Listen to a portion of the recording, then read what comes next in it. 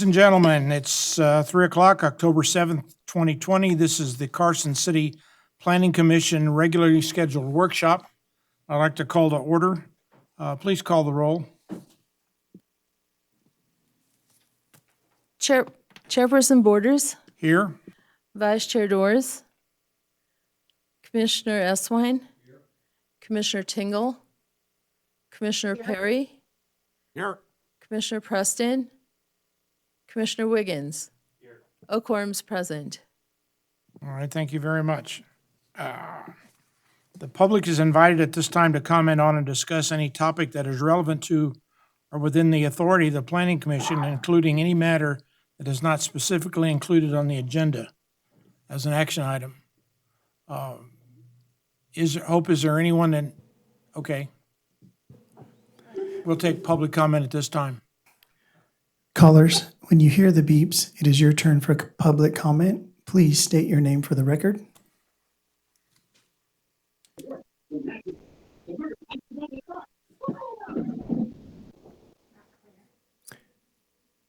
Hello?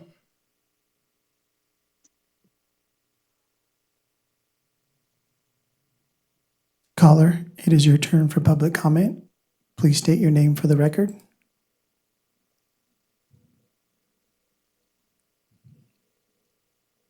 Anna Coffin.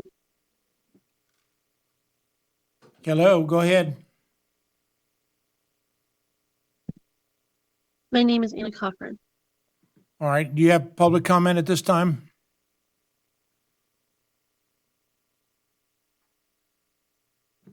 I do not. I just was wanting to listen in on the agenda for the metal storage containers. Okay. All right.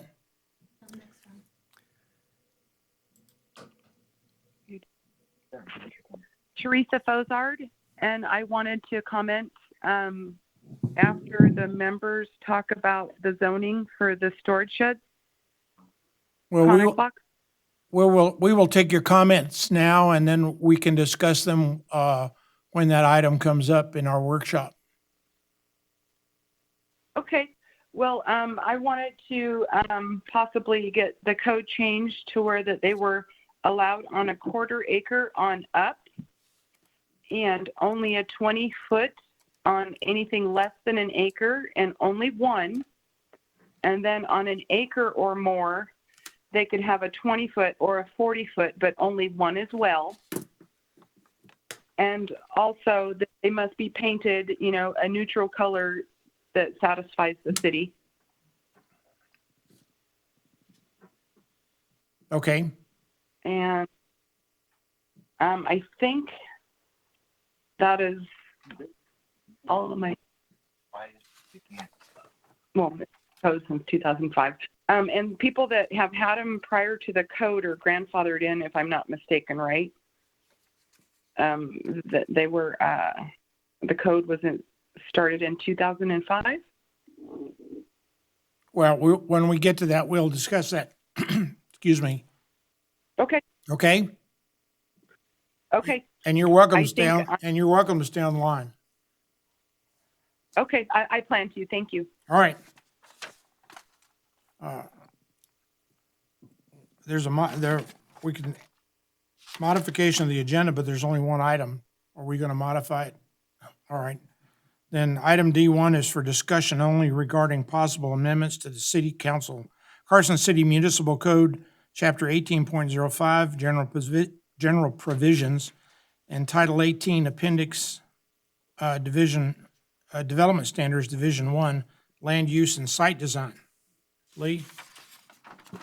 Okay, thank you. Good afternoon. For the record, Lee Plemmel, Community Development Director.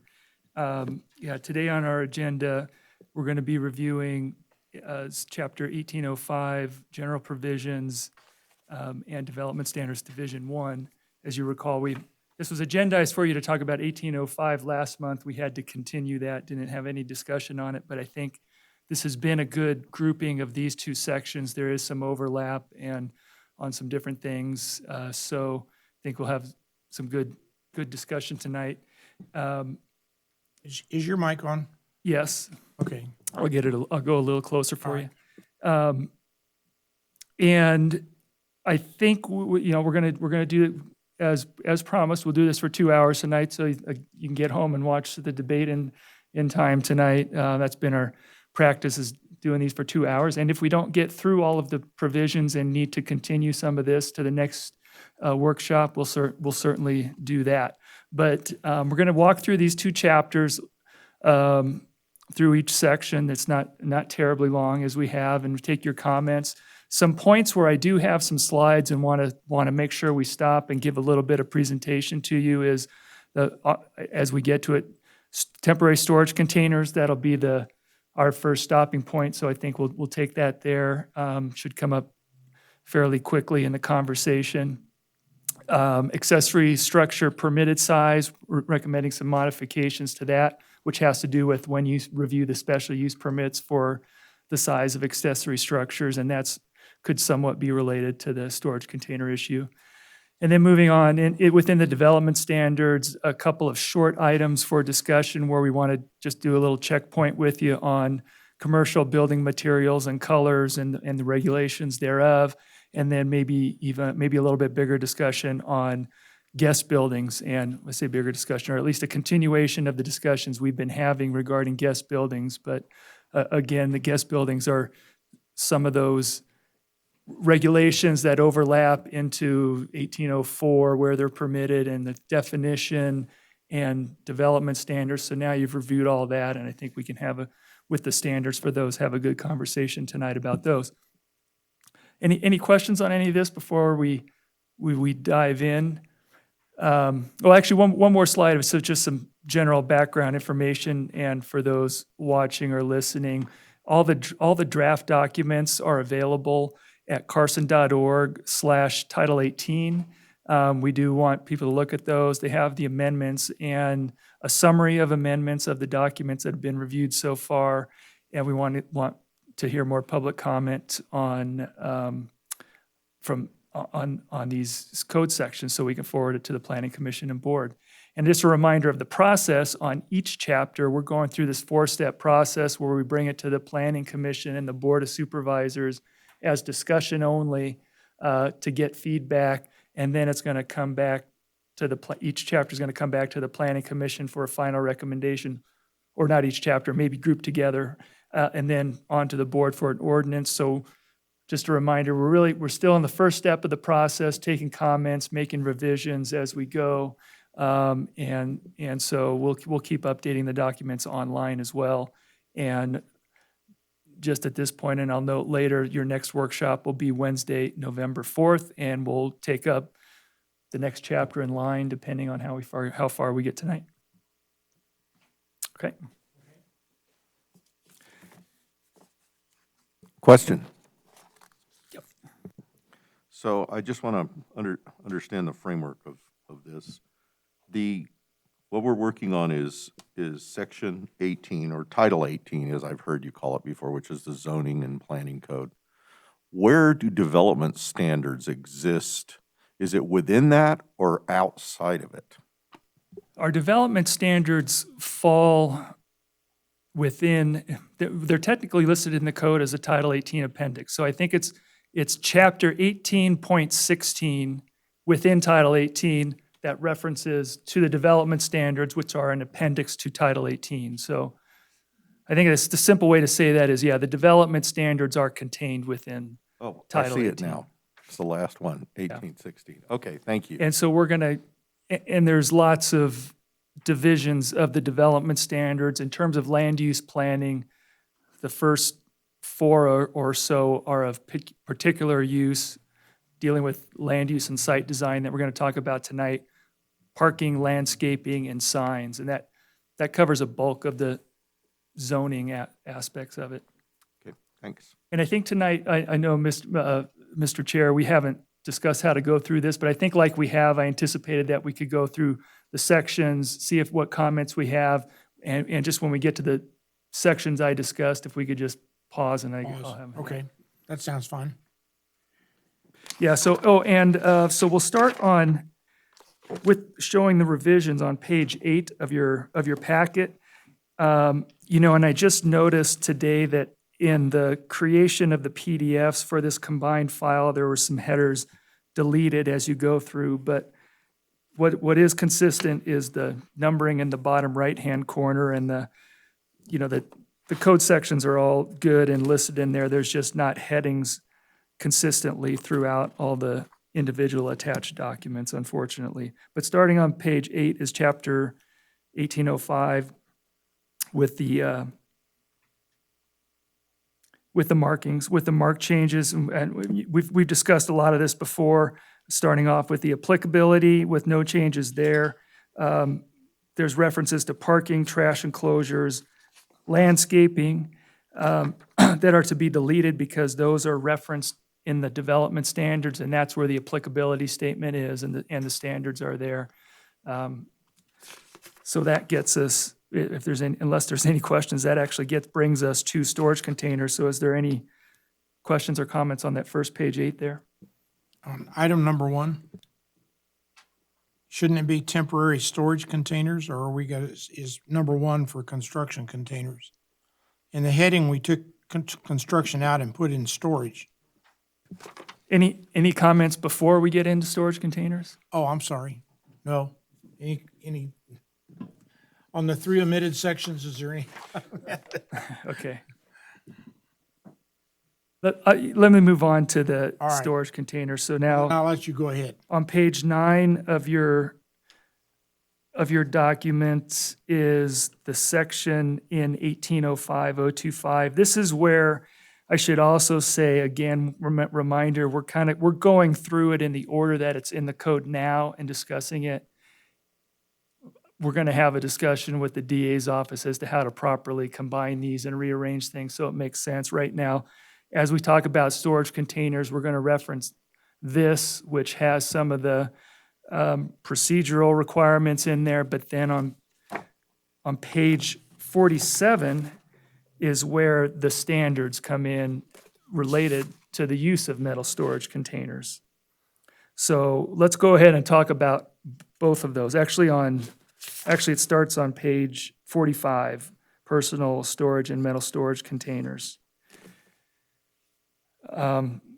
So put a sticky there or something, put your finger in there so we can flip back and forth. Let me give a little bit of a presentation on this here. Just a summary. The current regulations permit metal storage containers, Connex boxes, that type of thing in commercial and public districts with a special use permit and subject to development standards that are currently in the development standards, like they have to be painted and screened and that sort of thing.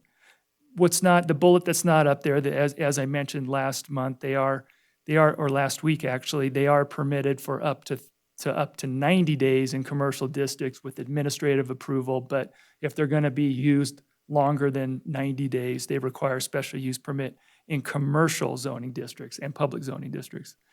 They're permitted by right in industrial zoning districts with administrative approval, and again, subject to all the standards that are contained currently in the code, but it's not a public hearing review, it's just an administrative permit that they get. And currently, they're prohibited in residential zoning districts, just period, they're just prohibited. You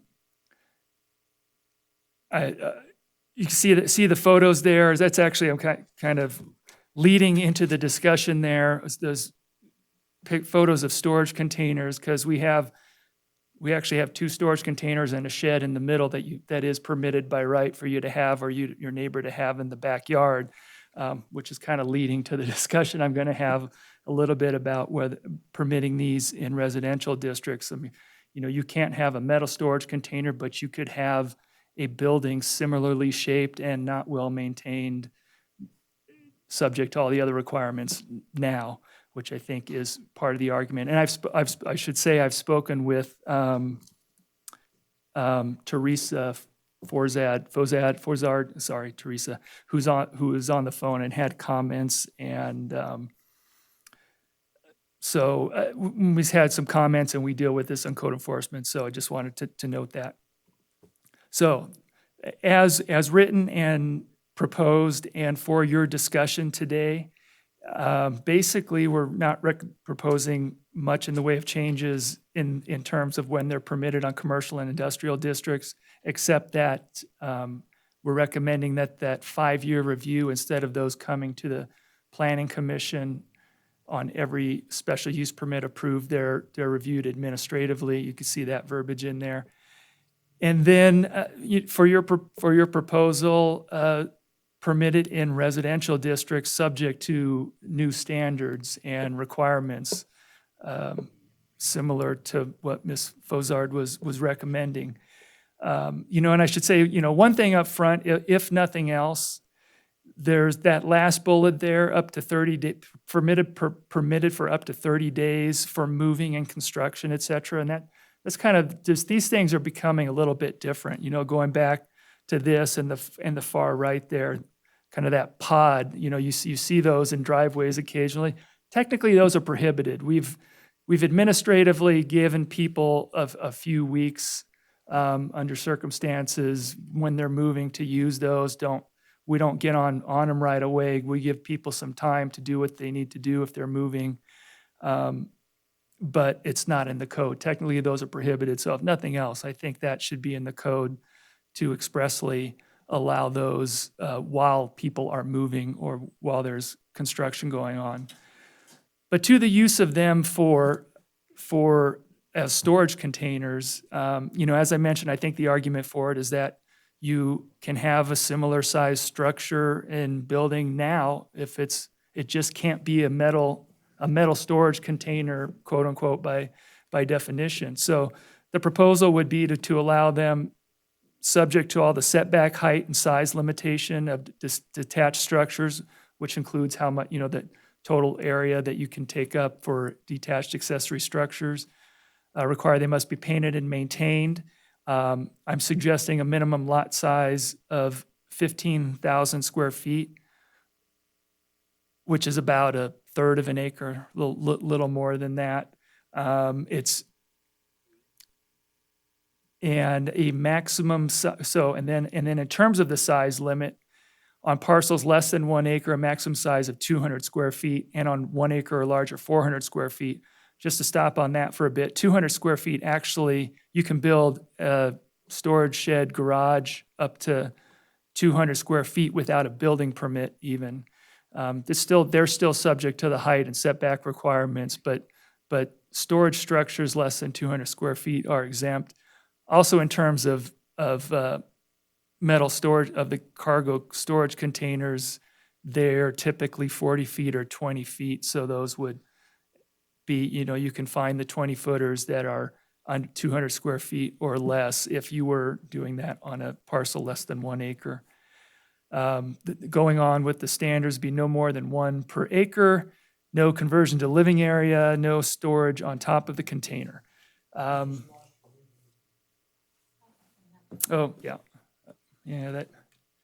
they've had trouble with the connections. It may go in and out. They've had trouble with this connection. So I think with that slide up there, I think this is the point for discussion on the storage container regulations in general and whether or not they should be allowed in residential districts.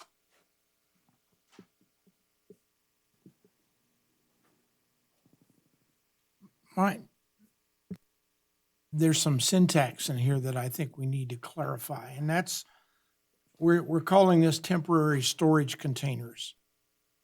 And then we turn around and we talk about temporary construction containers. And then we're going to talk about permanent storage containers on residential property. It just seems like we need a better word than temporary construction and permanent. Or maybe we just don't need a word at all. Because this, like I said, the heading on this at 18.05.025 is temporary storage containers. And paragraph 1 is temporary construction containers. And then we talk about construction containers all the way through here. I would agree that, in fact, the definition is not, temporary is a qualifier. The regulation is for storage containers, so I would suggest deleting temporary there and then looking. And even construction or whatever. Well, yeah, but the regulations for construction containers relate to using them with with a valid building permit. So I think that's the appropriate use in the subheading, because they're not permanent, they're Okay, or they could be, I see what you're saying, they're construction containers. Okay. I just think it's a little confusing when you try and figure out, well, is this a construction container Right. or a storage container? Like the ones that we've approved over the last couple of weeks are clearly storage containers. And so, are there other comments? Yes, Commissioner Perry. But I'm first going to tell you that I'm probably one of the few people here who have lived in a storage container, because they are drilled and retrofitted and air conditioners put in and stacked on each other for man camps. And I lived in one overseas for 9 months. And that's one of the things that crossed my mind here. I realize we're talking about storage containers, but I've seen these things modified and people living in them. I guess I'd have a question here. And I understand your analysis up there of how is this appreciably different than a metal building, like you would go and get and buy off of the parking lot at Home Depot, right? Because those are storage buildings that are put out there and sold for these purposes for residential. And I have no issues with the commercial industrial that's there. But have we had in the city a compliance issue here of people putting these on their residential lots that's causing a problem or are we opening the door to Connex boxes in front yards everywhere? I do have a bit of a concern on that, because I think it might be a difficult compliance issue if you open the door. They are relatively ubiquitous throughout the city, particularly in the 1 acre zone properties, because they get placed in backyards where they go unnoticed until somebody tells on them. And then we find out, and then code enforcement goes to that area and notices several others within eye shot of there. So yes, they are currently used quite a bit, and they are out there. Okay, that tells me of what's driving this to a bit, at least. A bit, yeah. Yeah, okay, because, So there's many more that there's far more that people don't complain about than there are that people complain about. But when we find out they're there, then enforcement action is taken. they do, because I've seen them in a number of different places too, and I understand that, we're going to have requirements here that it's maintained and painted just like a building. But most of the ones I ever see, but with time, because they're just laid out on the ground with no foundation, do degrade with time. And, it's like some of our language for mobile homes, and limitations on the ages and so forth of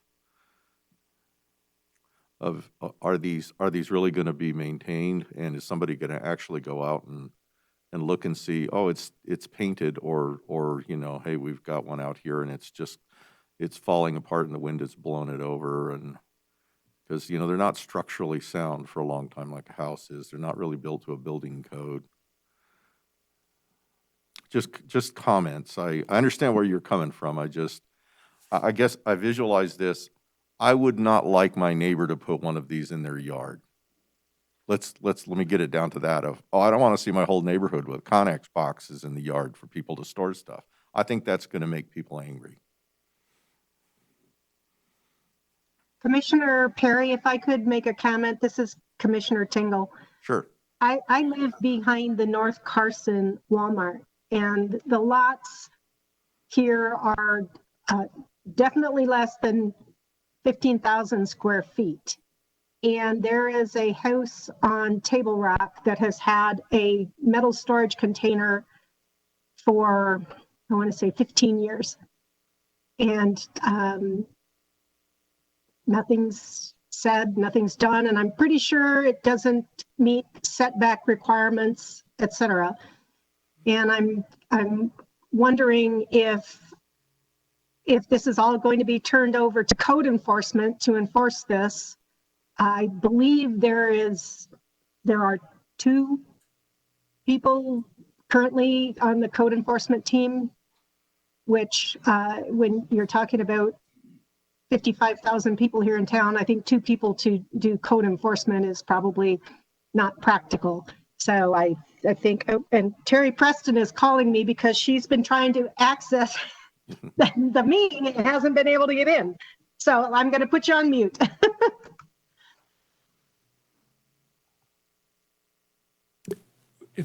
While she's doing that, back to Commissioner Perry's comment about converting them, and so this relates to the placement of the container for storage as is. I think there's some other verbiage in there that's about not modifying them, but if you want to use them as building material and meet the building code and make a building that meets the building code, that's a different story, and that's not what we're talking about. So you could do that and make it a legitimate building, quote unquote, building rather than a storage container, and use it as the building material for that and meet all the other requirements of the building code and zoning for that building. But these, yeah. Good.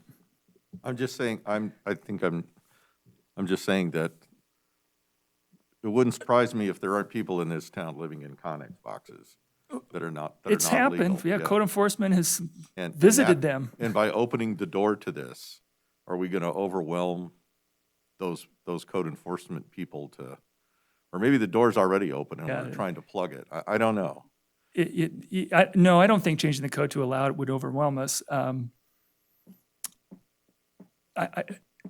And in fact, I think it's an easier conversation with the property owner to make them paint it and knock the rust off. And, you have, notwithstanding just the general concept of your neighbor having one that you can see, it's much easier to a resident that has them to see that, well, they have to paint it, and that's easier to tell somebody than they got to empty it and remove it.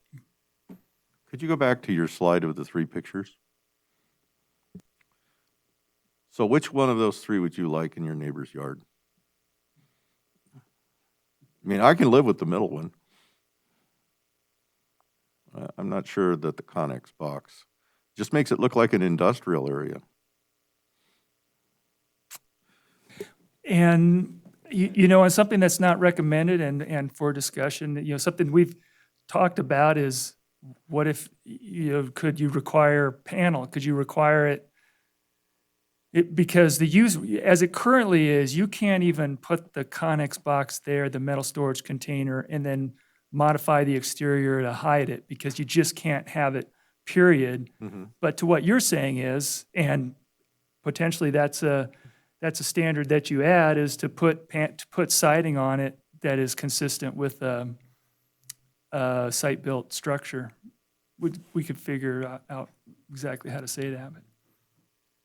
And when you talk about accessory structures, you have some design standards for those. They have to be compliant or similar to what's in the neighborhood.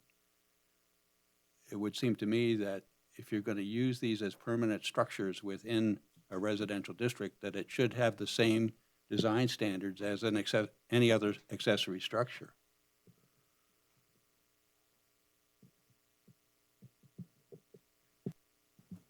Yeah, I think there's some design standards that come in when they exceed.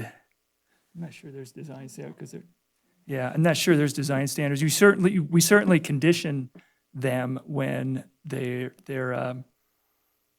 when they exceed the threshold and they come before the special use permit. But typically, design standards don't apply to single-family residences, and a detached structure in general. However, when you're using one of these to put one, I think it's well within your purview to say that.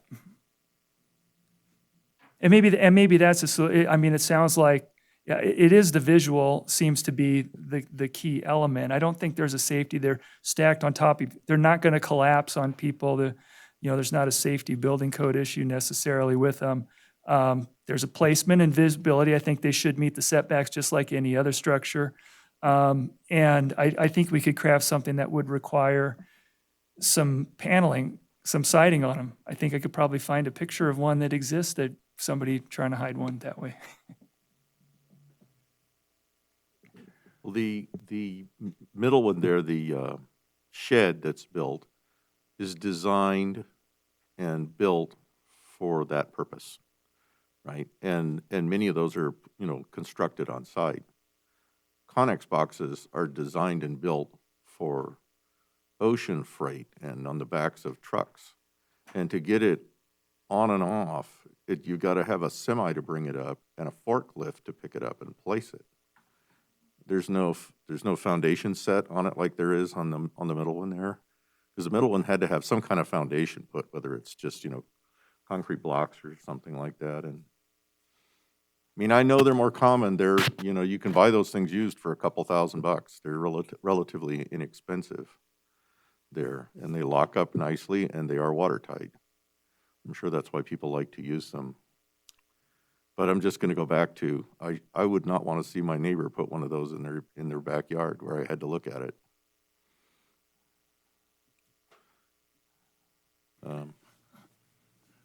There's another piece of this, Lee, that we hit on before, and that's the 5-year renewal of a special use permit and making that an administrative renewal, which I think is a wonderful idea. But I think part of the problem with these Connex boxes is where are they and how do we know who's supposed to have one and who isn't?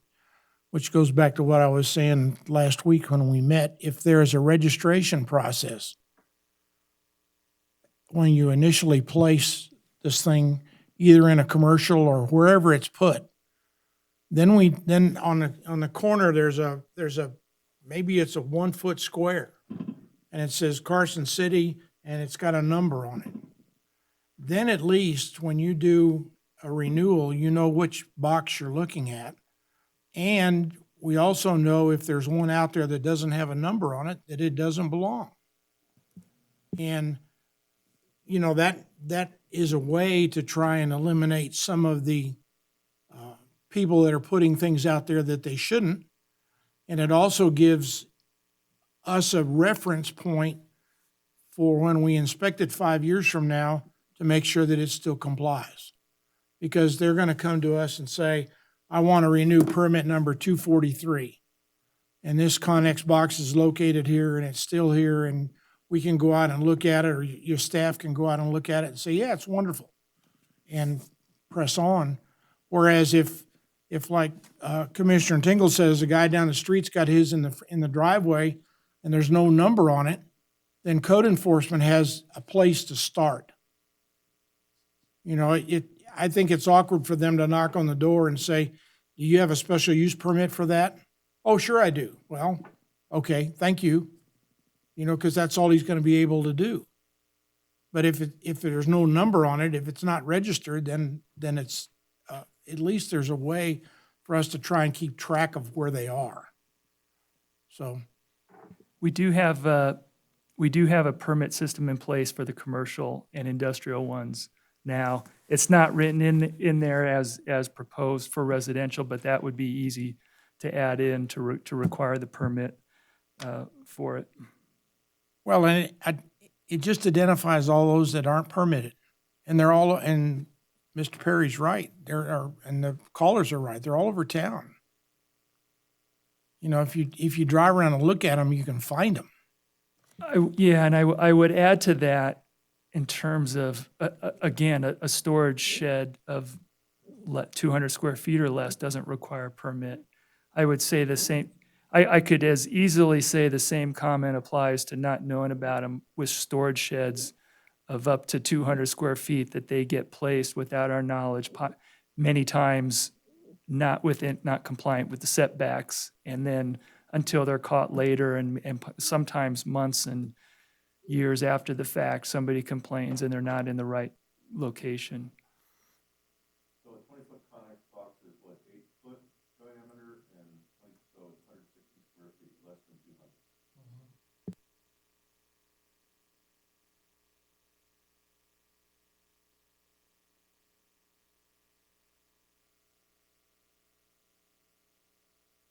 Well, as written, the 40-footer would be permitted on 1 acre or larger.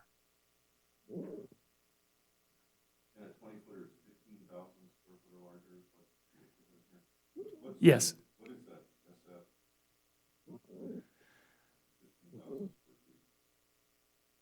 It's a pretty random threshold, but to capture in terms of zoning, you have single family 6,000, single family 12,000, then it goes up to 21,000.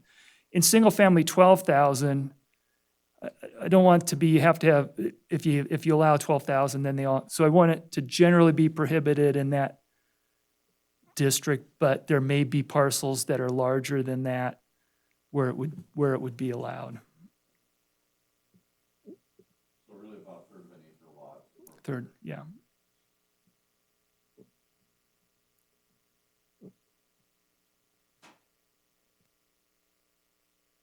Any other comments? Sure. Go ahead. I think we can all agree that we're really talking aesthetics with these. And so I'm leaning towards what Lee was saying, is that if you're going to put this in a residential neighborhood, you should make this look a little bit more like a shed and not like an industrial area. So I like the idea of doing that. We all know the cost of building permanent structures far exceeds the cost of a Connex box, but if we can force them to put something around it so it's not an eyesore to the neighborhood, they could probably do that a lot cheaper still than trying to build that same outbuilding. I'm hesitant to outright ban these because I have had too many neighbors that just put too much crap in their yards, and I think that looks a lot worse to look like a junkyard than it does to look like putting stuff behind one of these. So that was kind of my thoughts on this. Anybody else? I guess I would just agree that we need to have some sort of design criteria. For Design these things. criteria for that? Yeah. And whether it's. And, you and have I to have- I don't have any problem with your size. No, I agree with the sizing. The sizing, I think, is fine, and the zoning for it, so. I think that's good direction for us to go back and modify it a little bit. Is there any, since we do have a couple people just for this item and just a couple people, are you interested in hearing from, I know it's not usual, but Yeah, for this topic, and we actually get some public comment on something? yeah, if you want. If the people in the public would like to comment, We'll have Desi. Desi, can we see if anybody would like to comment on the storage containers? Yes, callers, when you hear the beeps, it's your turn for public comment. Please state your name again for the record.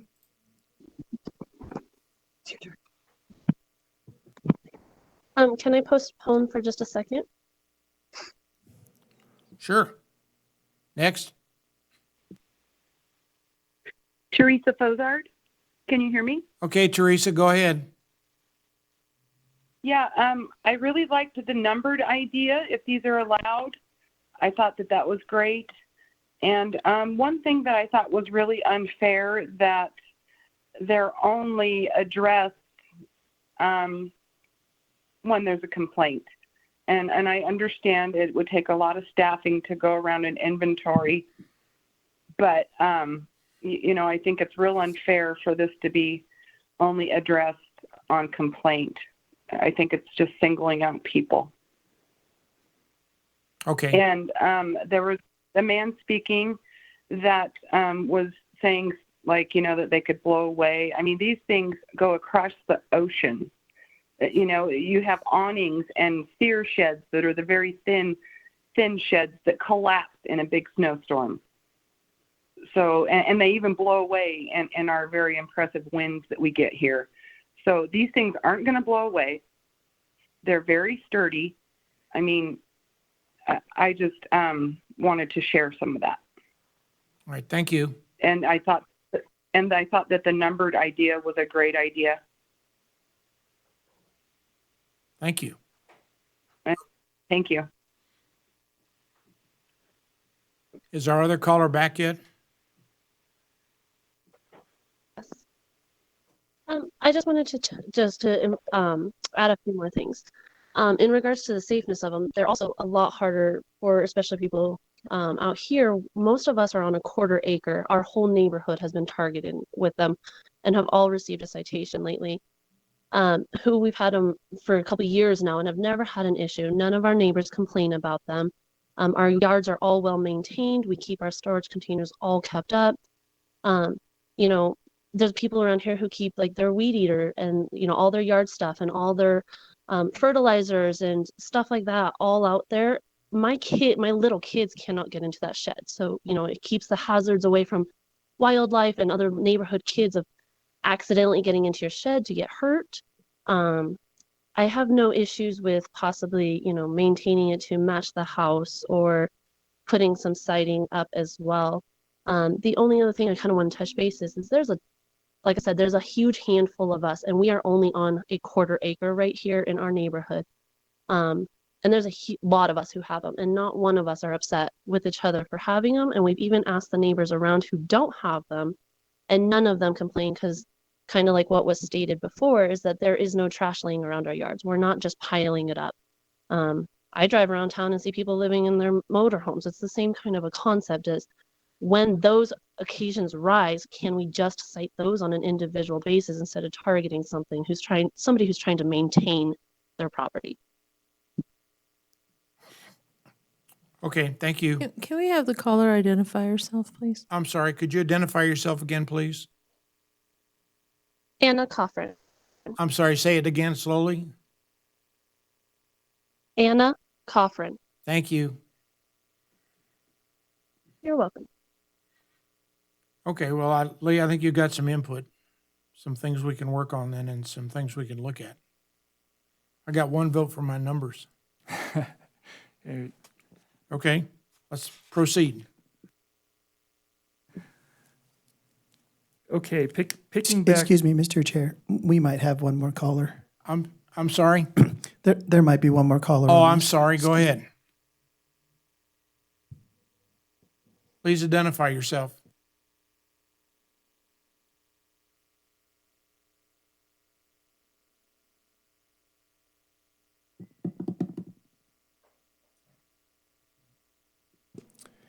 That's it for public comment, Mr. Chair.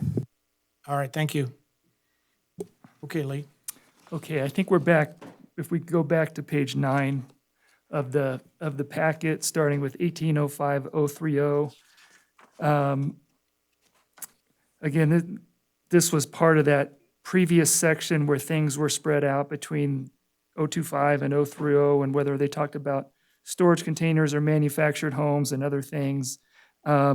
So this 030 section talks about manufactured homes, RVs, and commercial coaches. And again, I think this is something that we can think about the content of it. It's been reorganized, I think, quite a bit, deleted and reorganized quite a bit in here. But if there's we'll probably think about how to reformat it and where it belongs in the code. But are there any questions on these regulations?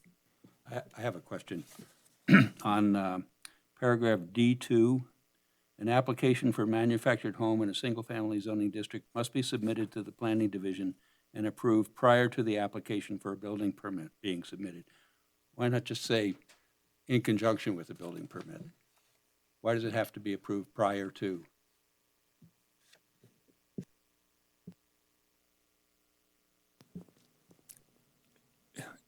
So this section in general relates to the manufactured home in a single-family zoning district, right? That's where we are. And there's some provisions that were adopted in NRS about 3-5 years ago, or something, that required us to allow manufactured homes in single-family zones subject to some standards. And I think it's a good point. I'm not sure. I think the intent of that was that before somebody gets a building permit, that we're sure that it's a manufactured home that they can place and that they meet all the requirements. But you're right, we would typically do all that with a building permit, so I don't mind. That's probably a good suggestion to change. I'm just reading it and say, I have to go into the office twice I mean, I think most people would read it that way.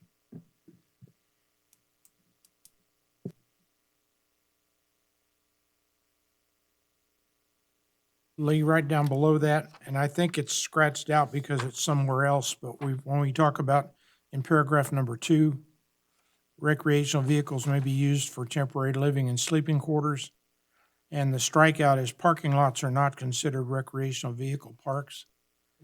I struck that because recreational vehicle parks are defined. So recreational vehicle parks are also not a lot of other things, but they're defined. Okay, but and the they don't include inference parking lots. is that you can't go to Walmart and camp Right. out. Right. But if that's scratched out, we don't, No, recreational vehicle park is defined. Okay, all So, right. like I said, your house is not a recreational vehicle park either. Okay, I got you. Oh, a comment about that. This is Commissioner Tingle. So in theory, this would preclude folks from overnight parking at Walmart. Oh, well, let me, to clarify, the deletion doesn't change the applicability of when you're an RV park or not. It's just for clarity in the writing of the code. I just deleted that. So, but it is a fact that you're not supposed to be camping in RV parks in the Walmart parking lot, or camping in an RV in the Walmart parking lot. Have you driven by the Walmart in the morning?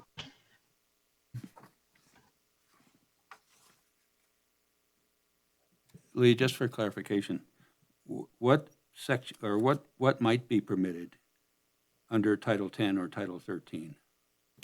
I forget which is which, but one of those is the parks standards, city parks, and there are some exceptions, like for Fuji Park, they're allowed there during events, and there's some other exceptions like that for camping and RV parking, or in RV camping use. Okay, thank you. And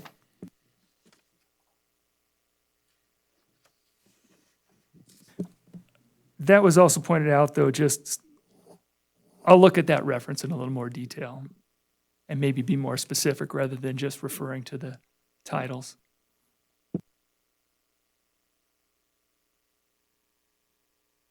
And one more comment on this section. On let's see. Oh no, I'm sorry. I'm on commercial coaches. Totally different. Never mind. Okay.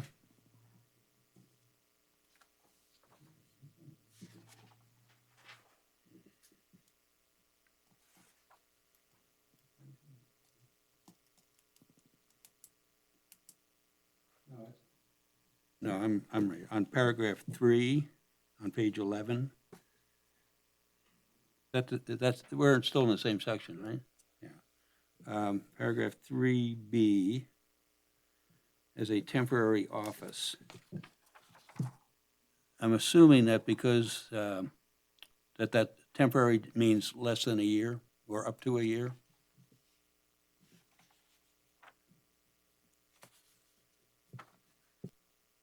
Yeah, looking at the standards, it's only as a temporary office with an existing business with a building permit for the proposed construction of permanent building. So you have to have a building permit is one of the conditions. And it's only effective until the permanent office space is constructed and no longer than 1 year. I just wanted that clarified. Thanks.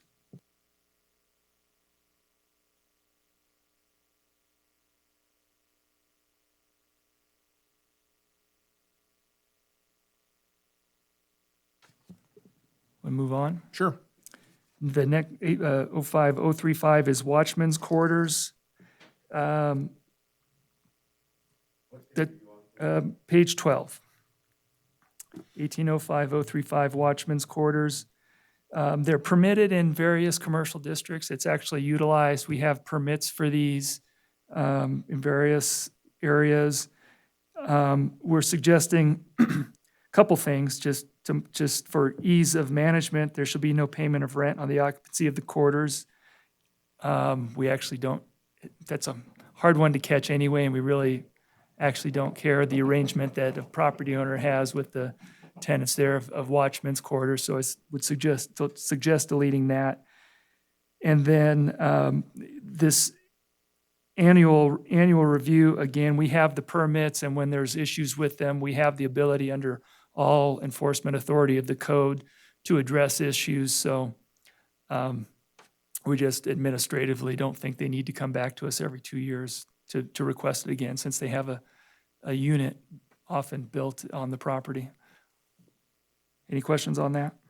How do we assure that they have water and sewer When they build it, when they build it? yeah. So if they bring a manufactured home to the site, Still requires a building Still- permit to place okay. it, yeah. Okay, and next section is heliports, for which there is a definition, so that's just reorganized and updated a little bit. Any questions on heliports? And going back to the definition, I think, it's obviously an airport use, and the other place it's located and was part of the special use permit was the hospital, where they have a helipad on top of that.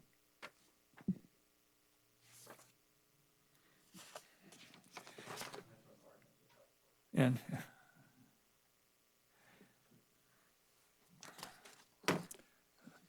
okay, and the next section, 045, is home occupation. So in Carson City, everybody doing business in Carson City is required to have a business license. And if you are using your home as an office, the provisions of this section apply, and we actually have a handout that has all these provisions that they agree to when they get a building permit for a home office. So I'll just point out a couple changes here. Up front, it lists a whole list of uses that are prohibited as a home occupation, most of which are uses that wouldn't comply with the standards that are within, so don't really need to be called out individually.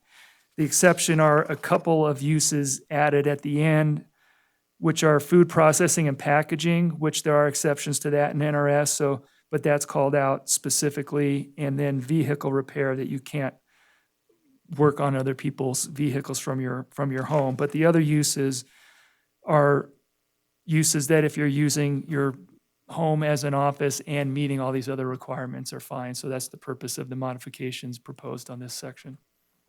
Any questions on that? Lee, has the size changed, or has it always been 20%?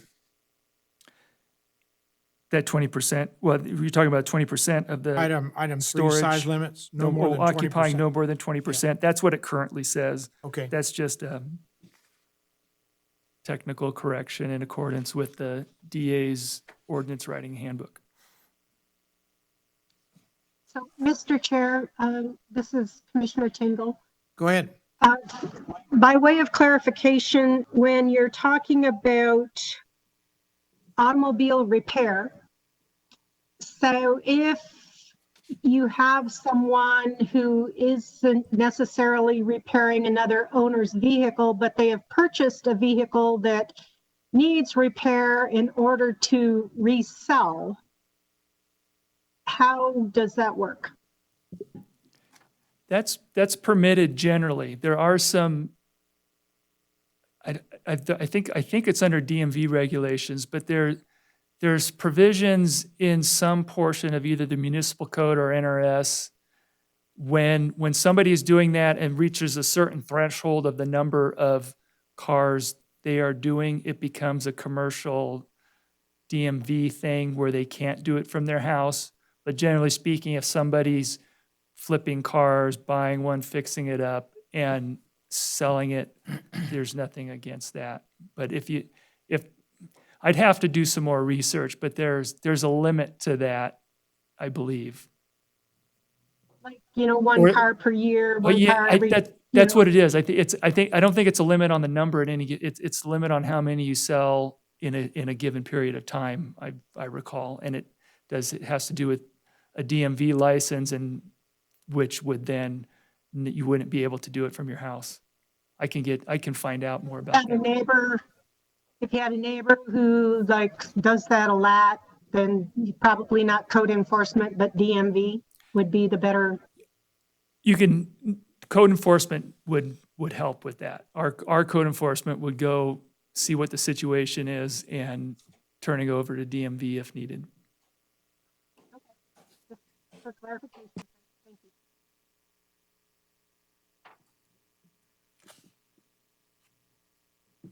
Anything else on this item? Yeah, I have a hard time with this, this whole item. And just for argument's sake, on, like number 2, for instance, sales of merchandise. What's the difference between a Mary Kay person going into somebody's house and selling something, and somebody coming into your house and being sold something if you have a home occupation? You're still using that residential property for purposes of retail sales, one way or the other.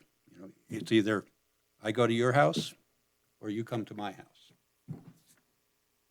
What difference does it make? Your example is one customer at a time, Right. which is Yeah. not, but But- for retail sales, I mean, it's like you going to a garage sale versus you having a garage sale every day.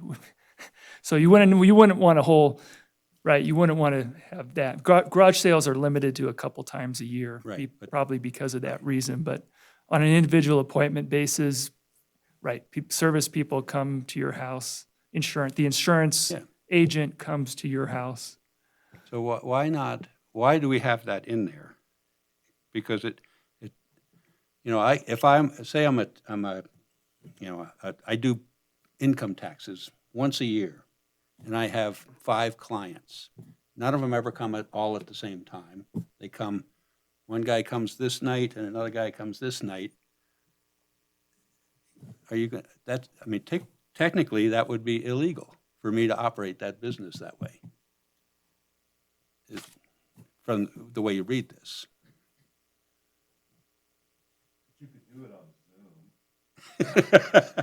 I don't think many people would want to do their taxes over Zoom. Well, the difficulty is just trying to codify what you're saying. I mean, how do you, the whole intent, I believe, is traffic. You know, Yeah, if you're selling merchandise and you expect customers to be coming in and out, and then you become the garage sale. And I understand what you're saying too. Yeah, I mean, I'm not trying to necessarily argue against your point, but, you know, some of the things that we get, even sometimes when there's one person, I mean, we get complaints when there's one employee that goes to the house every day for something. And it's not a lot, but, you know, we'll get code enforcement and the people are watching. Now, right now, I'm not saying it shouldn't be permitted, but people are aware of it when somebody's running a business out of their home often, even if it's just the occasional person coming to the home is all I'm trying to say. No, I'm sure that there are people who complain about it. I just wonder why we set it up so that they can complain. I mean, if we had some sort of language in there that limited the number of, somehow limited the access, then maybe you wouldn't get those complaints. And it would allow people to operate a viable business out of their home.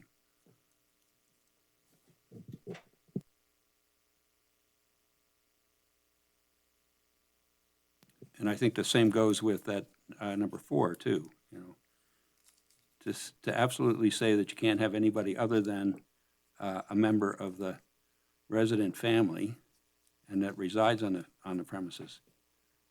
I just don't see the rationale for that. Say I'm single and I run business out of my house and I would need to have a secretary. I don't have a wife to be my secretary, or I don't have a kid to be my secretary. Does that mean that I have to go rent an office somewhere?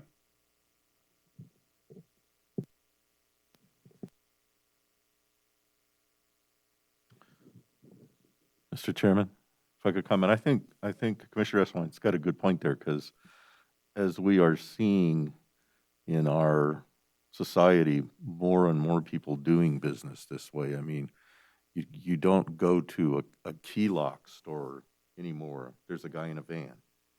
And I see here that that's allowed, that one service van is allowed, and computer people do that too, because of the overhead cost of owning storefront, right?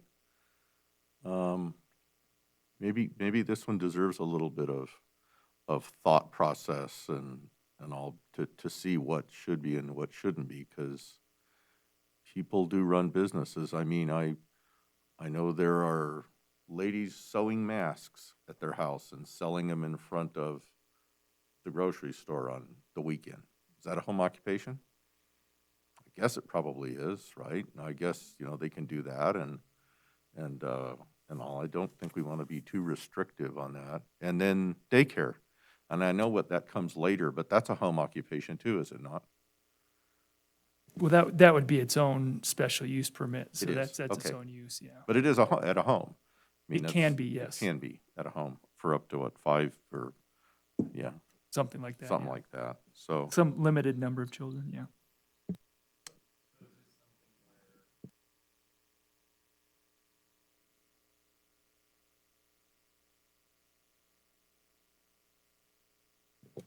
Insofar that I'm going to have 50 people going in and out for this particular business, or the one client once every other week. So is there a way we can write that into this? Yeah, I think, well, that's what I'm hearing, is trying to figure out some limitations on some limited, Having owned a home business that occupied, more than 20% of my first floor, I did have the people that work for me come and visit me once a week or once a day. But they came one at a time, and they parked in my driveway just like a serviceman would, and then they left. And I can see how that, if I'm doing income tax, it's the same thing. A bookkeeper would do the same thing. Somebody would come by and drop off all their books, and the bookkeeper would work on them, and then they'd come back and pick them up. I think those are viable home businesses, and I think we're going to see more and more of those. I just don't know if we know how to handle it yet. I think there's too many open gaps. I may have to get a business license if UPS and FedEx come to my house more than once a day, which they typically do. I have my Prime account is probably a business. so if I could follow on that, looking at the language here, it's really number 2. Sale of merchandise, sale of goods, samples, materials, equipment, or other objects on the premises is not permitted. So that doesn't include services, right? And that would be income tax and all. Home occupations shall not conduct business in person with clients at the home address. That's probably the sentence to look at right there, to say, and maybe not, I would avoid a number. I would just enable, but minimize with some language that, it's not a line out in front of the door or something. I'm not quite sure how to word that here right at a meeting. But it's okay to sell guns. That's an interesting one, yeah. yeah. Because that's Can't do federal law. That's income in tax, that, and but you can and sell that's an guns. amendment, so I just want to point that out, right? So we've already have an exception in there, because you could be a gun dealer, and that's because, and that was added because there's federal law that when you're a federally licensed gun dealer, something about they have to come see you. Yeah, you physically have to see Physically, them, yeah. yes. The owner that has a license physically, or his representative physically, sees you when you get the gun, At the gun shop in that the case. gun shop. But we allowed a home occupation for it and that You exception. can be a licensed firearm dealer and not have a shop. No, I understand. Yeah. I'm just saying it doesn't jive. Mhm. I think number 6 is trying to address this, the first line on there. but that's pretty vague.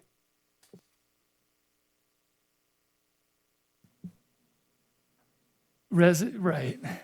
Residential traffic and character can really vary depending on how many people you have in your family. And I don't, as Commissioner Perry said, I mean, it's kind of hard to write on the fly here. I wouldn't try it. I think this is something, I get that we should try to look at something. We, on the enforcement side, would like to look at something that's not super subjective and gives some people some guidance so that when it comes time to tell the neighbor who's complaining about it what they can or can't do, it's like, well, it just has to maintain the character. That's going to be, so we'll try to figure out, we'll think about it and bring something back to you. Can I make one suggestion there that might do it? Just remove in section 2 there, from home occupations all the way to at their home location, that whole section there, and then let the number 6 be the definer, traffic.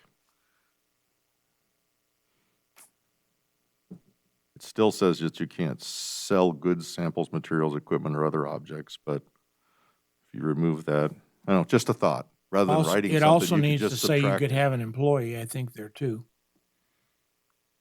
To use your analogy, if you had a secretary, I think you need to be able to have a secretary or one other person.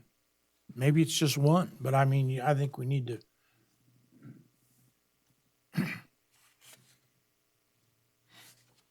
Thanks. On number 8, about converting garages permanently, are garages required in a residence? I mean, I could convert my garage to a use within my own home. So as long as I don't use it as a office or business use, I can do that. But if I operate my business out of it, then it becomes illegal. You're correct. So if I back my car out and I build whirligigs in my garage and I stick them on my front fence and sell them, I'm in violation. Well, no, what this says is you can't convert, what he's saying is if you have a business, you can't convert your garage. It doesn't say you can't use it for the business, you just can't convert it to living space. But if you don't have a business, you can. Yes, he's right. You just have to make sure that you can park your car at the end of the day in the garage. Right? Yeah, Carson City code doesn't require residents to have a covered garage parking. It requires 2 spaces, which could be the driveway. When it's built.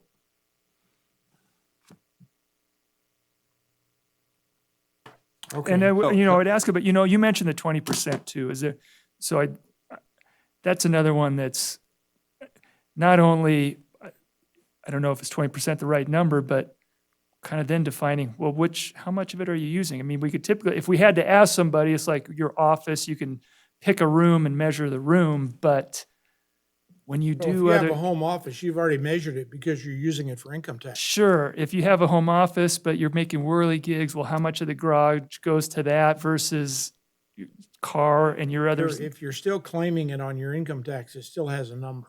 So are you interested in maintaining some limit in the percentage of a residence that's used for home occupation? I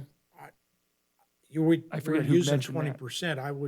I would tell you that there may be a time when somebody has 35% or 30%. I don't know how you ask for that dispensation. Yeah, I think that as long as you limit the business in some other way, that it really shouldn't make any That difference. shouldn't make any difference. Right. It shouldn't be over half. I would say that, but that's. And guest building is an accessory use, so it has to be part of a primary residence, regardless of how much floor area you're using for it. It is listed as an accessory use, so you can't, even if you don't have this, you can't just use a house for a business. It's only permitted accessory to a residential residence. use.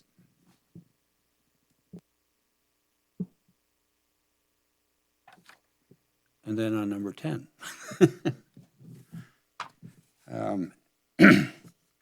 that you're only going to allow one vehicle that has a sign painted on it with a address on it.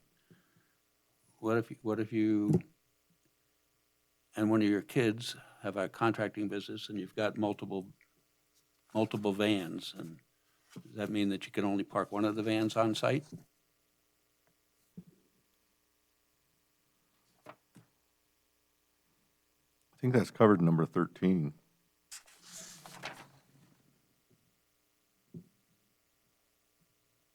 Yeah.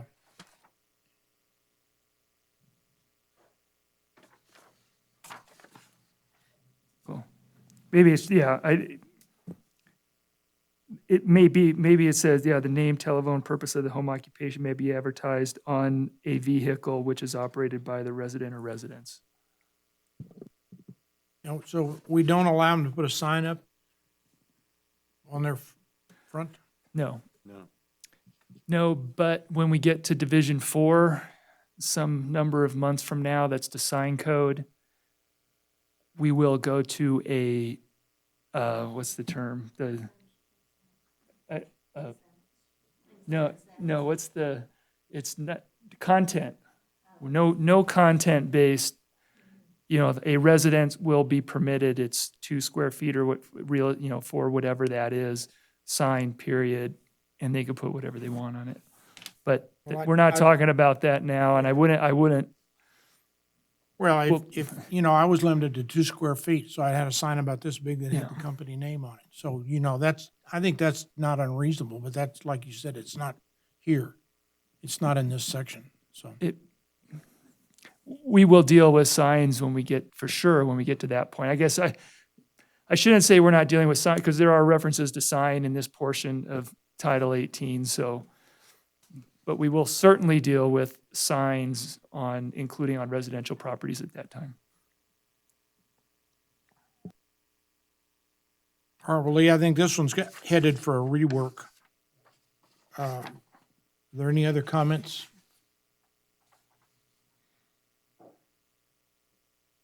How about accessory structures then?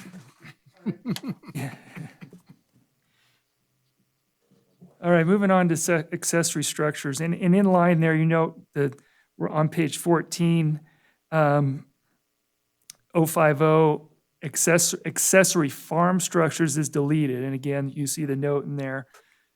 This concept of calling things farm structures and then exempting them from regulation versus an accessory structure where they're subject to the requirements is problematic, because you can put lots of farm equipment in a really nice garage, and you could put nice cars in a barn. And for us, it's been kind of problematic. So we're just calling all of them. That's why that's deleted. Everything's accessory structures. So now let's get into talking about the regulations for detached accessory structures. So up on the screen there, I have kind of a summary of the text of what's, actually the proposal is you see it currently, there's a lot of text deleted, and it's just a lot of text describing various situations of different sizes of buildings and in different zoning districts. So I'd propose to put it in the table format that you see there. I would note in the first table, there's footnotes that go with that first table, and there are some 2 superscripts that are supposed to be 3. Anytime it says per zoning, the reference is supposed to be to section 1804, and I'll get more specific to that in there with a rewrite, but there's some errors in the reference to a couple of those footnotes there that I'll fix. But anyway, so summarizing current standards, so basically with detached accessory structures, the first part of this is the setbacks. I'm not proposing any changes to the setbacks for detached accessory structures of various sizes. The proposed changes are coming in this section related to when your cumulative detached accessory structures require some sort of approval beyond a building permit, whether it's an administrative permit or a special use permit. So that's kind of, we have currently have 3 levels of review for accessory structures. One is you just get a building permit. Currently, that's for all accessory structures that don't exceed 50% of the size of the primary residence. Proposing that threshold go up to 75%.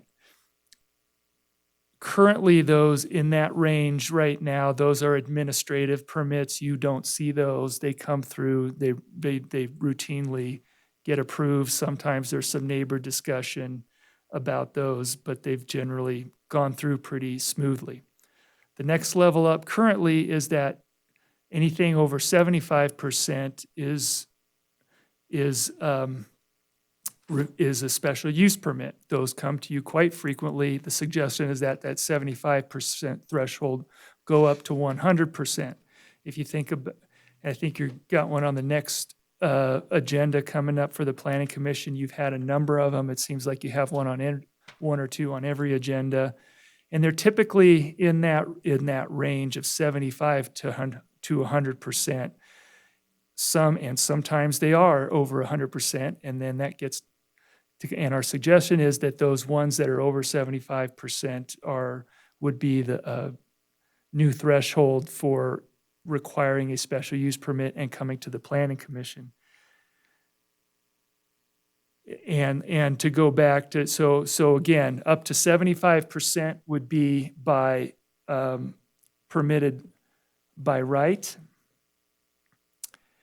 75 to 100% would be by administrative permit, which is a public hearing. The surrounding property owners get notices, so it's the same procedure. It's just an administrative hearings officer instead of the Planning Commission. Those decisions could be appealed to the Planning Commission, and then over 100% would come to the Planning Commission for a special use permit. Again, just kind of representative now of proportional wise. What's up there are examples of an accessory dwelling that's 75% of the main residence. That's not any given site, it's just a proportionality. If it's a smaller main residence, it's a smaller accessory structure. But just to kind of visually see what we're talking about, up to that one on the left would be permitted by the right. And the accessory structure may be split up into two or more cumulative structures throughout the property. And then the one on the right is 100%. So up to that would be an administrative permit, and anything over that would be a special use permit as written. And let me see if there's anything else on that. Oh yeah, let me finish up on these. I'll go back to that and then we'll take comments on this. The other couple things, so right now there's a regulation in there that no more than 5% of the total lot area can be used for accessory dwellings without a special use permit. Yep. So the Plug you thing, in. yeah. You're unplugged. So the presentation's down again for IT. Yep, it's going to pop in and out maybe. Okay, so 5% of the lot. So that really has not been an effective way of managing them, because the only time that occurs is when they exceed the 75%, and it's usually more than that, and they're in front of you anyway. So they're already getting a special use permit usually when it's 5%, and we think the other regulations deal with the issues that address the size and compatibility. So this 5% is not really doing any additional good in terms of minimizing the potential impacts. And then the other one was the number of garage bays. Again, a big building's a big building regardless of how many roll-up doors it has. So I'm not sure of the background and history of that, other than I'm sure somebody put one with more than 5 garage bays at some point more than 20 years ago, and it's in there. But our suggestion is to eliminate that threshold too. Again, just regulating the mass and size of the accessory dwellings. Any questions, comments on that? Lee, if you could go back to that first one. No, the one before, with the picture of the house. Oh, sorry. I'm sorry. That one. So I build an accessory structure that's 75% of the main residence and I do that with a building permit, and the next year I come back and I want to build another one, now I need a special use permit, correct? Okay, Or it's because, the cumulative because side. now it's cumulative. Yes. Okay, I also, while we're on this slide too, I also wanted to point out just a little bit of a quirk in the whole thing, that if you take those accessory structure boxes and attach them to the main resident, then you can go as big. yeah. Then you have a big main residence, and it's there's not the same size limitations, but Or by the same token, if you put 2,200 square foot connexes lined up on that one side, you could, you don't have to do right. anything either. And just to point out, I mean, I don't think that's a flaw. I mean, you still want regulations on the detached structures, but it does point out that you're still within, people have the right to build within the setbacks and height limits. And these are detached structures, so they're not the main structure, but they, there's already a building envelope in which they can build a bigger building. Mhm. So, I mean, I think it's appropriate in some cases for multiple accessory structures and large ones to do this, but just a point.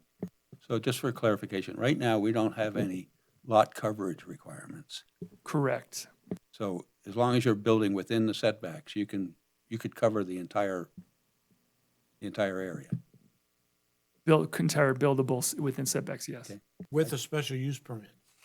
Not if it were attached, not if it were a single building. You just need a building permit. Yeah. But if it's over 5,000 square feet, you'll have to sprinkle it. Correct. But I have a 6,000 square foot lot, Mm-hmm. and I've got all these setbacks that limit me to 4,000 square feet, or 4,999 square feet. Anyway, just, I have some comments on this section. Go ahead. If I may. Go ahead. On paragraph 2, section 2, where it says 120 square feet or less in area and not more than 15 feet. Why don't we just say not requiring a building permit?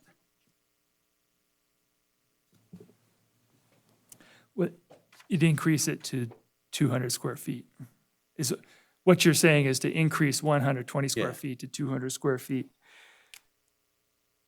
Well, and this, I didn't make that suggestion because 200 square feet is a bigger building than a 120 square foot building. And when it's 120 square feet or less, it gets to have smaller setbacks. Okay, but it still doesn't need a building permit. Correct. Up to 200 square feet is, when did that, just for curiosity, because when I built my shed, my accessory structure, I was limited to 144 square feet. When did it go to 200? It's been in the last couple of uniform code updates. Is that in Couple is that updates in the ago, building 4 code, or years, is that it's in the building code. zoning code? It's a building code, which we've now adopted. And some, and I think at first, when that was first put into the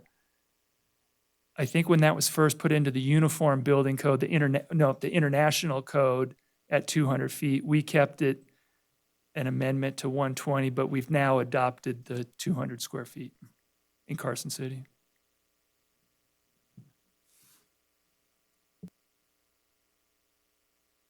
So I guess I would then on that second, you got under zoning, SF6 zoning districts, there you got 3 separate sections.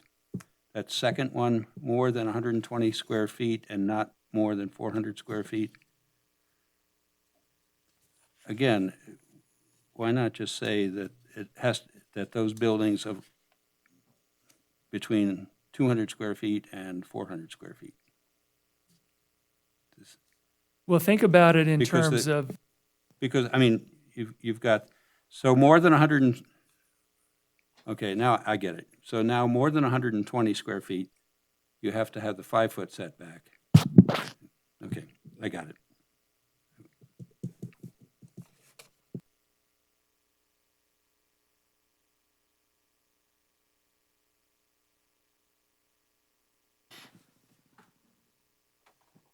And then on paragraph 3, where it says not more than 500 square feet or 75% of the building, primary building, wouldn't it be clearer to say structures between 200 square feet and 500 square feet?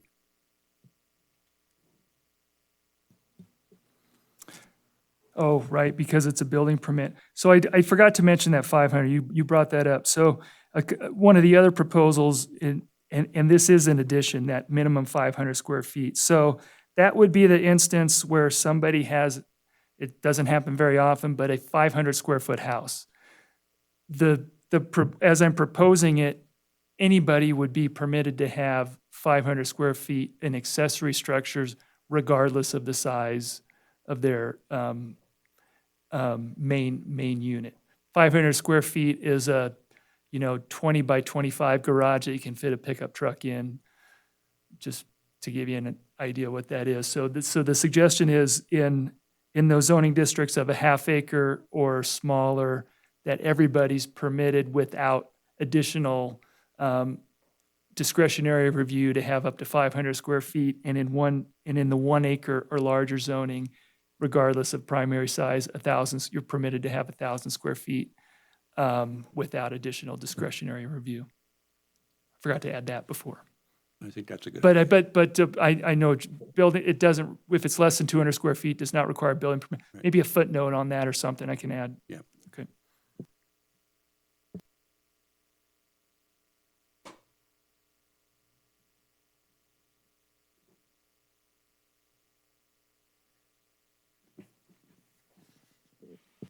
Sort of with you on the consistency thing though. The 120, the 200, the 400, the 500. Mm-hmm.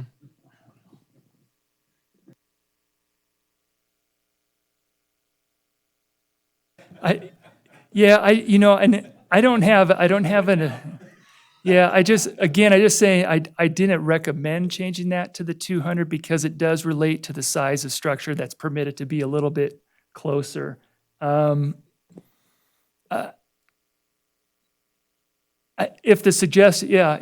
If you want to say the suggestion is to make the threshold match what was required for a building permit, I'd be happy to do that.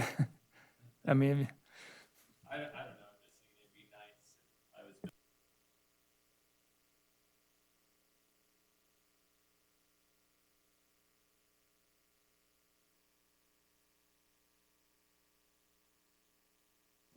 KISS.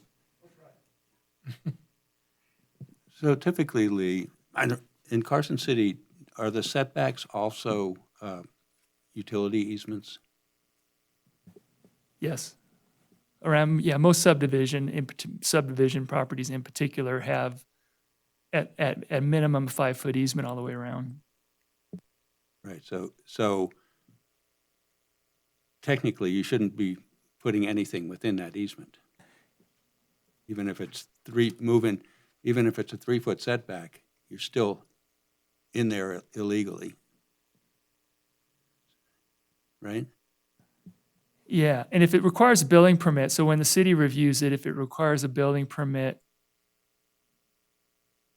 then that's not an issue. They're They would they're out of identify that that. setback. Typically, if sometimes there's unusual setbacks for like a 20-foot for a water line, and Yeah. and I then think that'll be caught. But for Drainage easements and- but for a storage shed that doesn't require a building permit, then it's up to they don't come to the city to ask. Right. So I'm just sometimes they do get put on portions of utility. somebody easement. might be building right in their drainage easement and finding out, when the utility or when Public Works comes through to maintain a drainage easement, then what do? They move the shed, right? Mm-hmm.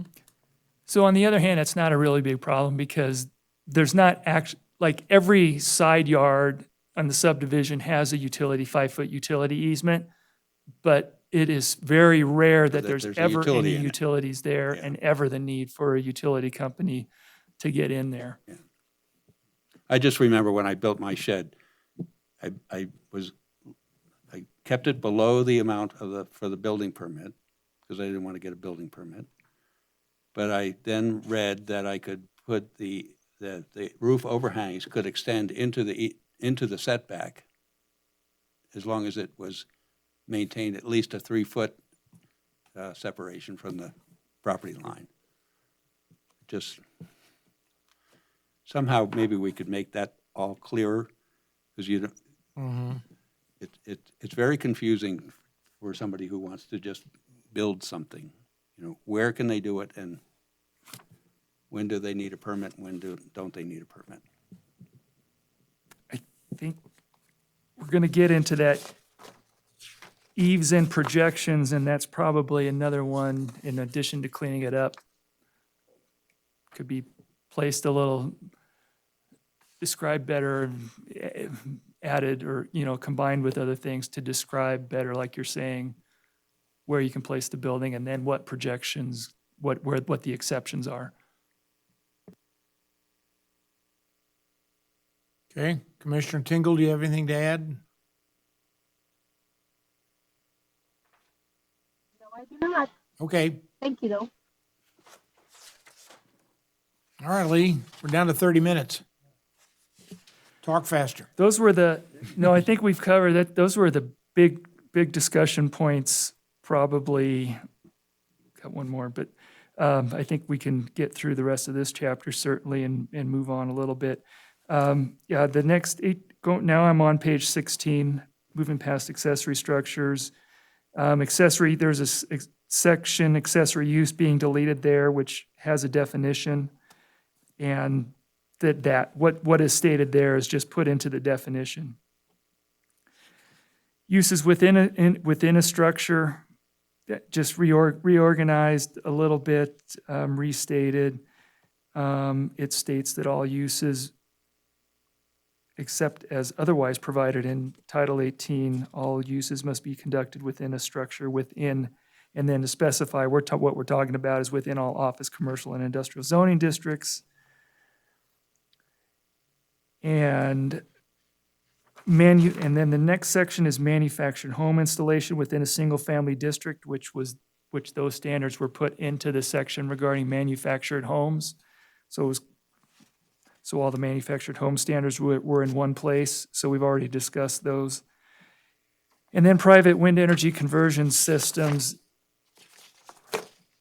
is the second to last section, which, there's some deletions just for cleanup. I think there's some unnecessary verbiage in there, but basically when the regulations in this section for wind turbines is what we're talking about, called private wind energy conversion systems in NRS. And there are NRS requirements requiring us to permit them, and these standards were developed in accordance with that. All right, and that's the last section in 1805. So any comments on those last few sections I just mentioned? By reading the unplayed version of that, and in that paragraph that I've always been having trouble with, it simply stated, I think it says that if you have a lot that's less than 1 acre, you can have one vertical wind machine. Correct. If you have a lot that has an acre or more, you can have an acre, you can have one of either or. And then you can have one more machine if you have 5 acres. When can I have 2 wind machines?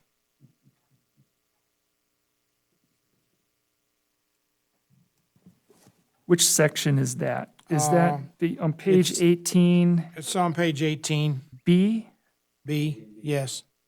Where did you get the 5 acre jump? Well, I think it's one wind machine per acre is permitted on parcels greater than. So if you have 2 acres, you would have 2. 2, okay.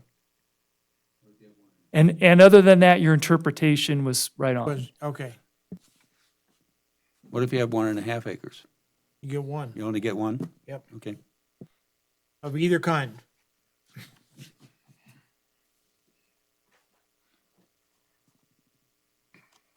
Lee, on page 19, let's see on item 3B said, when a wind machine is removed from the site, all associated ancillary equipment, batteries, devices, structures, and supports shall be removed.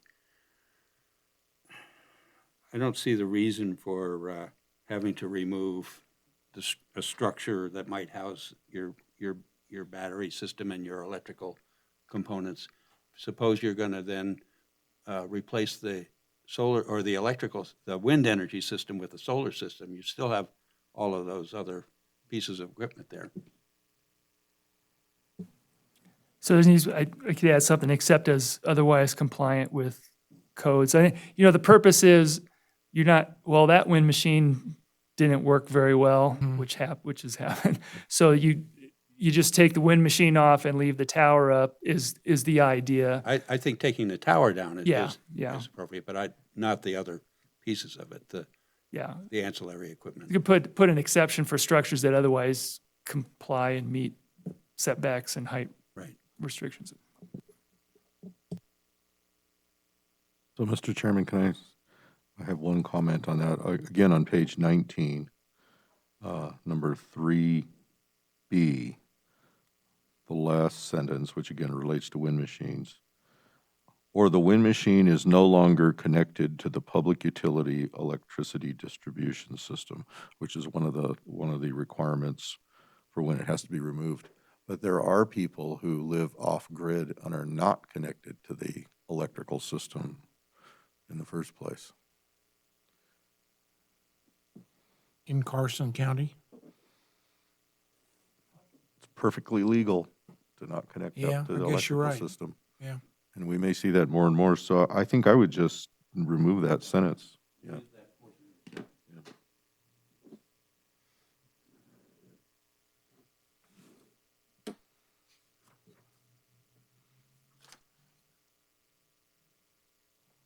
When we remove stuff from the site, are we also talking about the tiebacks and the anchors? Yeah. It's around the wind machine, yeah. So I think that's why supports was added to capture. Well, if you got a 1 cubic yard anchor in the ground, do you have to Oh. dig it up? No. That's a support or a tieback for a support. Well, I think that's well. Yeah. Well, that's why I'll figure out some accept other things that if they're otherwise compliant and don't violate other things when it's removed, they can stay.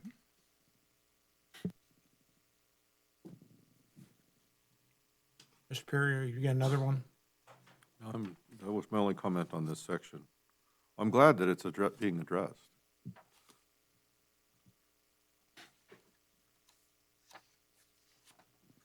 I do have one question related but unrelated. So all of the things like this that are enabled in Chapter 18 under our municipal code, how does it relate to, say, a development that has CCNRs that expressly prohibit some of these things? How does the city handle that? And I've always wondered that, I guess. It would take me just a minute to find the verbiage in the municipal code, but it basically says that the city ordinances don't prevent the property owners from having CCNRs that may be more restrictive in their enforcement of those CCNRs. It doesn't throw out CCNRs. For example, the city allows horses on zoning 1 acre or larger. Lakeview has CCNRs that prohibit that. We don't prevent you from, it doesn't prevent you from enforcing the CCNRs that don't allow horses up there, even though the city's code allows it. But it would become a civil issue for the homeowners in those CCNRs. It is. Right? The city doesn't try to resolve those. The city, right. CCNRs are private covenants and restrictions, and they actually contain within them the mechanism for enforcing them, and it's not the city's. The city can't enforce the CCRs. Right. Yeah. Right. But state law can. You know, if the state law says it's okay that you have solar power and the CCNR say you can't, Yeah, state You law can- can tell you. state law can tell the CCRs that they have to allow for solar panel. Is that right? Yep. Okay. And it does. If they've put it in statute. If it's in statute, yes. Okay. Thank you. Answered that one.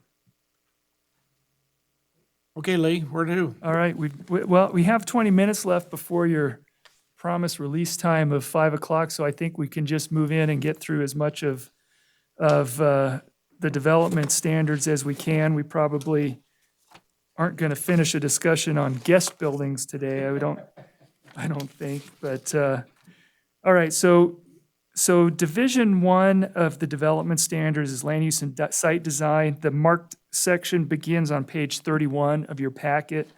This is one of those sections that lost its header and footer, but it does have the page number, and that's the start of the marked version of the changes. Like I said, I think, I could see right now, just to kind of manage how we go through the rest of this meeting, we're not going to get through all of these sections. There's 18 or so, 19 sections, not all of which have changes, but we want to take some time to go through these. Guest building development being one of those. So we should go through and start and get through as much as we can. Then we can move on to the next section next time. But we can certainly take up what we don't cover the rest of this afternoon at the next meeting. Before we start on 31, could I ask you something about page 30? Yeah, page 30 is, again, that's another document without the header. But if you look at the reference to the attachment, that's the summary of changes. Well, I'm looking at item 3B for metal storage containers, back to our friend. Yep. Painted or blended earth tones to minimize visual impact and shall be maintained rust-free with no peeling. What about murals? I can think of one storage container in town that has a mural on the side of it.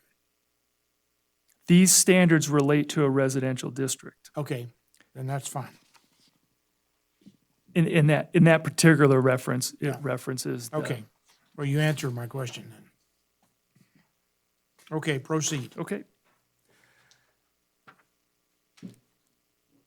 Okay, yeah, starting with 1.0 is general. So this is a general statement that applies to all of Division 1. Just a little bit of rewording within there. One of the things that I tried to do a little bit in going through all of these sections at kind of after discussions with the DA's office is each of these sections should have, the purpose for the section and the applicability. Frankly, the applicability portion of it and being as terms of being stated in here is a little confusing in some portions. So some of these changes have to do with that and being real clear.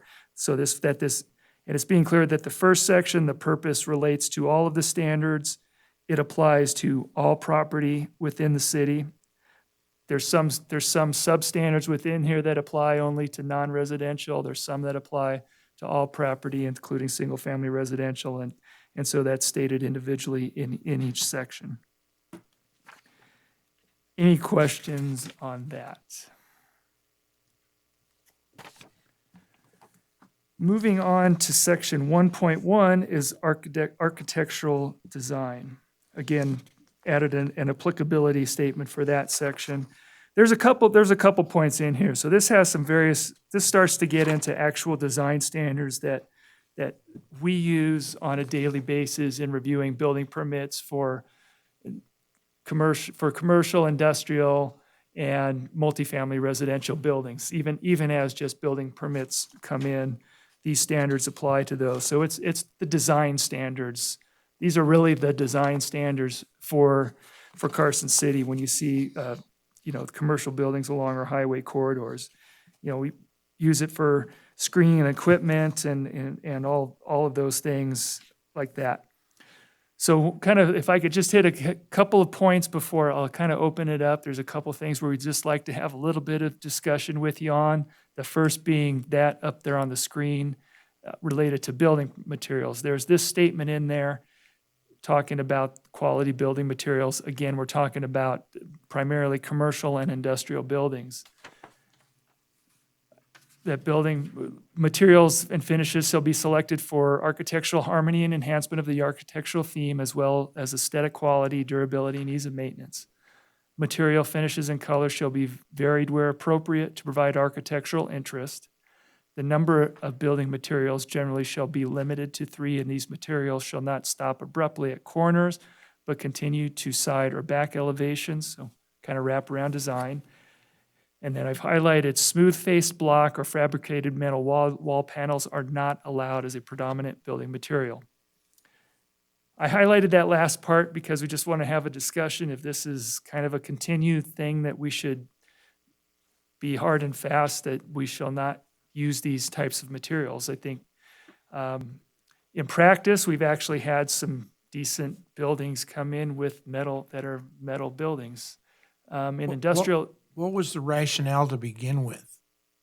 What were we prohibiting when this was written? What were we afraid of? This was written about 20 years ago. That doesn't mean anything.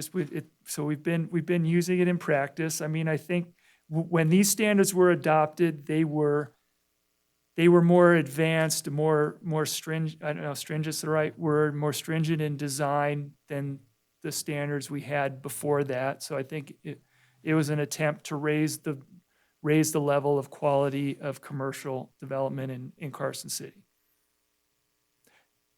I think in practice, I think we've seen, well, for these types of materials, I don't think those aren't necessary. I think our difficulty we've had in reviewing them is that, well, that's pretty, you just can't use those materials as the main building wall, when I think with, talking to some architects, there are these types of materials that can be used effectively and really have some quality looking buildings. So, I mean, our question is if this is something that's a concern that we feel, should we keep in there? Or is it something we can delete and use the rest of that and the rest of the development standards to try to get quality design? And I would add that, so just adding to that discussion about how buildings look, it would be the colors. And this is another one where somebody looking at plans and give me your color samples, and one person's opinion of what constitutes earth tone colors is different than another. And I guess ultimately, is it really something, do we really want them to all be earth tone and all the same, or is a little variety in our buildings in Carson City okay?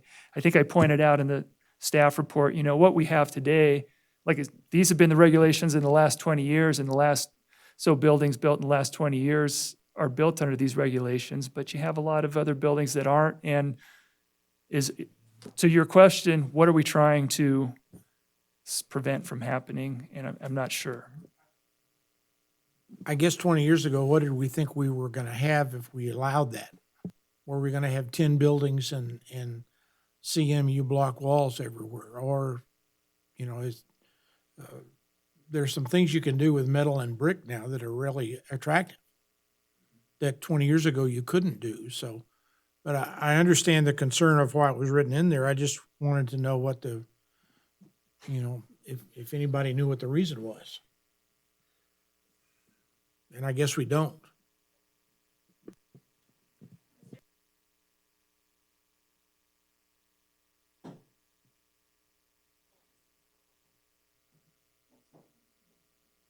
I actually asked the director to specifically request the planning commission discuss these 2 items. And it's not that the staff's advocating any particular way, but as the chair just alluded to, you can have a really cool looking metal building. It doesn't have to look like leftover metal, whatever. You can do some interesting things. You can also do some interesting things with block. I'll also mention we have a lot of industrial areas in the city. And we do have the provisions for the architectural treatments, which we do implement. So even if it's a block building or a metal building, we're still getting the architectural treatments that are required in subsection 4. Concerning the colors, I think you can do some interesting things with colors as well. And granted, it's a residential project, but if anybody's been over to Jackson Village behind J.C. Penney, you can see he's using color in a really interesting way. And John Smith, who's developing that, has jokingly referred to it as Whoville. But you can have some, which is kind of fun. But you can have, it can make for an interesting piece of architecture. So by no means am I advocating one way or another, but the Planning Commission is a cross-section of the community. So as a cross-section of the community, I think it would be helpful for us as staff who, at the end of the day, are working with the folks who are building these projects to kind of revisit these two provisions that the director just brought out and kind of see where the pulse is of the community. And I think that would be based on feedback we've received from the development community through our years of review. Mr. Chair, I have just a couple comments on this first section here. On page 32, on paragraph 3, and this sort of gets into what Lee was talking about. Large expanses of wall devoid of articulation or embellishment shall be avoided. First of all, I think large expanse is a vague term, and it probably should be clarified somehow, maybe as a percentage or something. And, shall be avoided is, again, that, just because we say shall be avoided doesn't mean that you have to avoid it. Yeah. So that's just a comment on that one. And then on that paragraph that you were talking about, paragraph 5 with materials and finishes. Again, predominant is a very vague term, and if we can somehow clarify that and quantify it, it would be more useful, I think, to the development community.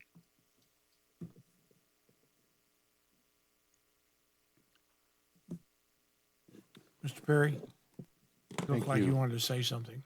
Yes, I understand where city staff is coming from on the language there on page 20, well, referenced on 29, but it's actually later, I guess, right? The actual language that goes in. I'm in agreement with that.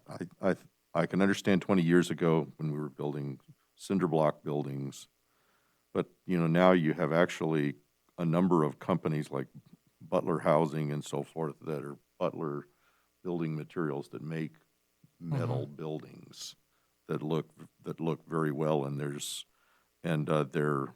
already spec'd out and built, and I think it's inconsistent to have that in there now. So I would leave it. I would remove it.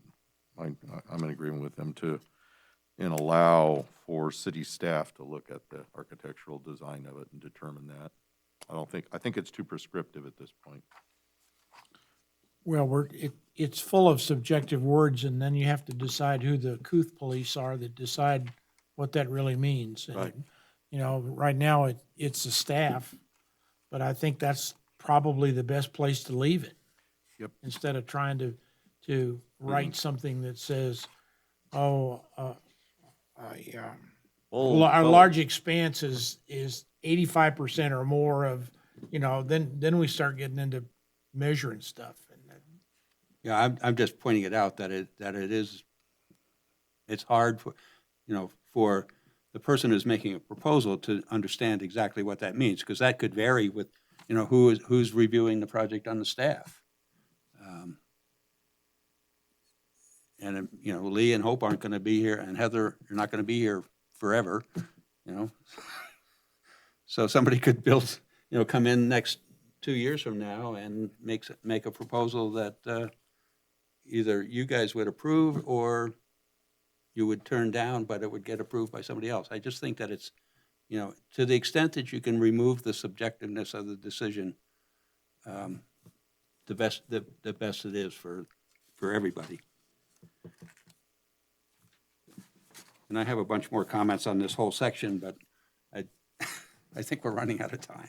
Well, but it's still it's the same thing about land use and how we subjectively try and do the right thing. You know, I don't think anybody wants downtown Carson City to look like Gulf Shores, Alabama. You know, or something like that. You know, pinks and blues and lavenders and greens. So, but I have to agree with Commissioner Perry. There's a lot of really interesting building materials out now that I think would really enhance some of this. I agree. I think that the brew pub is a perfect example of where they've used, you know, reused building materials to a really attractive building. So I think that, you know, to say that you can't use fabricated metal on a building, it doesn't make sense to me.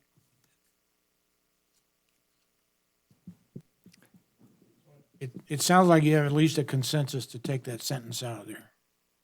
Yeah, Mr. Chair, it sounds, and there's more to architectural design, and we're still in the first section of Division 1. It's approaching 5, maybe we just maybe take we a can stop wait. here and take up this chapter next month. Okay. And again, for anybody watching, and while we're still on this, we're happy to take your comments and give them to the Planning Commission as we bring this back.